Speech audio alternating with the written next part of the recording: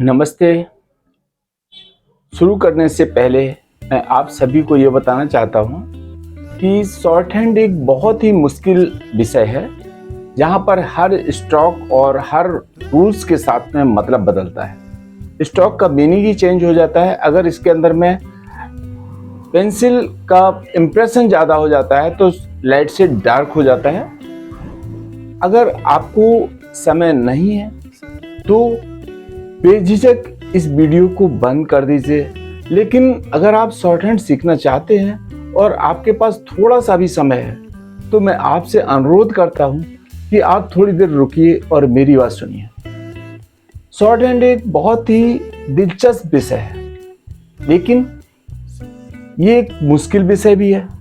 अगर आपको इस वीडियो में कहीं भी कुछ समझ में नहीं आता है तो आप कमेंट कीजिए और उसके बाद में हमारे जो इससे पिछले की वीडियो है, जो बेसिक वीडियो है, उनको देखिए। मैं आपको यकीन दिलाता हूं कि आप उससे शॉर्ट हैंड जरूर सीख पाएंगे। आप सभी का स्वागत है मेरे इस YouTube चैनल पर। आज हम एक मुश्किल विषय के बारे में बात करने जा रहे हैं। शॉर्ट हैंड एक ऐसी भाषा है जिसमें हर स्ट्रोक का एक मतलब निकलता है। अगर आप ये वीडियो स्किप करके देखेंगे तो आपको कुछ समझ भी नहीं आएगा, आपका समय भी बर्बाद होगा। इसलिए अगर आपके पास समय अभी नहीं है तो बेझिझक इस वीडियो को बंद कर दीजिए और जब समय आपके पास पर्याप्त होता है उस समय देखिए। लेकिन अगर आप शॉर्ट हैंड सीखना चाहते हैं तो आपसे अनुरोध करना चाहता हूं कि आप थोड़ी देर रुकिए और इस वीडियो को कंप्लीट देखिए। आज हम जो सब्जेक्ट बताने वाले हैं वो बहुत ही एक कॉम्प्लिकेटेड सब्जेक्ट है, जिसमें कि जो बिगिनर हैं उनके लिए तो है ही, लेकिन जो प्रोफेशनल शॉर्ट हैंड वाले हैं उनके लिए भी बहुत सारा मटेरियल्स इसके साथ में होगा और उसके साथ में रूल्स होंगे। तो सबसे पहले हम रूल्स की बात करेंगे और रूल्स के साथ साथ में ही हम आपको बताते चले जाएंगे इनका मतलब क्या है। तो आज हम बात करेंगे TCAN.H की। मित्रों, आपने देखा होगा कि H जब हम लिखते हैं तो या तो ये अप होगा है या फिर ये डाउन होगा। तो इससे पहले हम आपको बता चुके हैं कि जब हे अकेला आता है तो डाउन स्ट्रोक लगाया जाता है। यदि हे अकेला आता है तो डाउन स्ट्रोक लगाया जाता है। जैसे हे,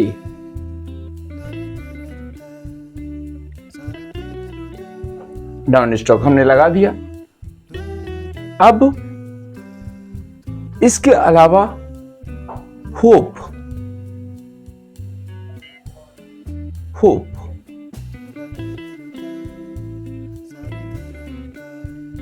तो यहां तक हम समझ चुके हैं कि हे डाउन का यूज कब किया जाता है और हे अप का यूज कब किया जाता है। पर कभी कभी ये हे बीच में भी आता है, कभी कभी ये भी हे बीच में भी आता है। तो यदि हे बीच में आता है तो सर्किल एस से डाउट में ध्यान रखना चाहिए। जैसे जब हे बीच में आता है तो जो सर्किल एस है इससे डाउट में नहीं पड़ जाना है।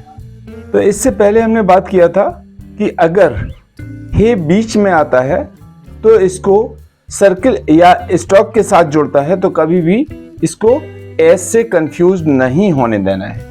जैसे behave, be have, behave, be हो गया और हे बन गया है और यहां पे वी के लिए ये हुक लग गया है, बिहेव हो गया है। अब हमको याद रखना है कि ये सर्किल इसको हम ना पढ़ जाए। अडेयर,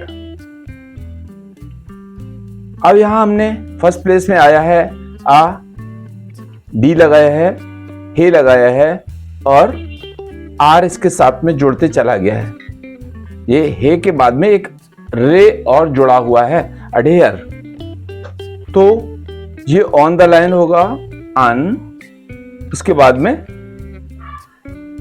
हे और ली, अन हो ली। यहां तक एक बार फिर देखिए, अन हो गया है, हे हो गया है और ओ की यहां पर वॉवेल लग गया है और एल के साथ में लास्ट वॉवेल लग गया है, अनहोली। अन हॉक, अन हो गया, हे हो गया, यहां पर हमारा अन हॉक, यहां पर एक वॉवेल लग जाएगा और ये के आगे जुड़ जाएगा, अनहॉक। इसलिए डाउन वाला हे लगा हुआ है। यहां पर हे डाउन क्यों आया है? क्योंकि यहां पर के साथ में जुड़ रहा है। टिक के फॉर्म में भी लगा सकते हैं। जब हे से बाद में एस आता है, एस आता है,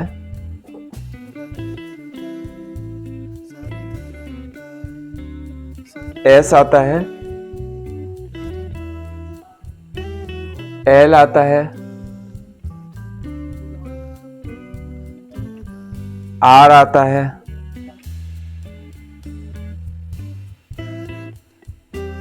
और एम आता है। तो हम इसको टिक के फॉर्म में भी जोड़ सकते हैं। एस और जी इन दोनों के साथ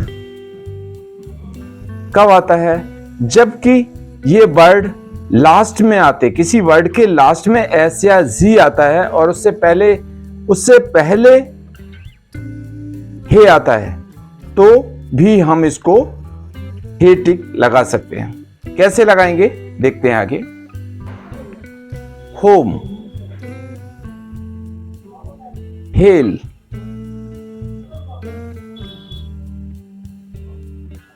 अब यहां पर है हेयर, तो यहां पर हे और रे यहां पे आ जाएगा।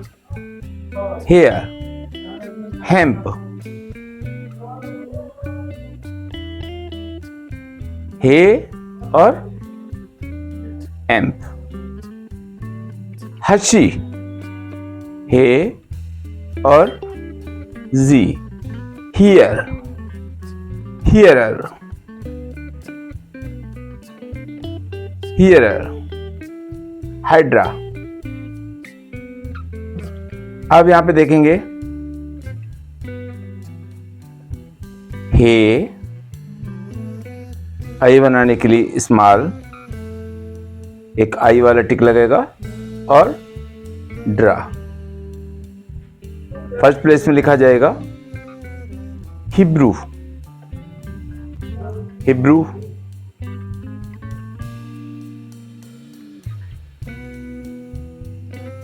हे, अब बी आर यहां से जुड़ जाएगा और ही ब्रू।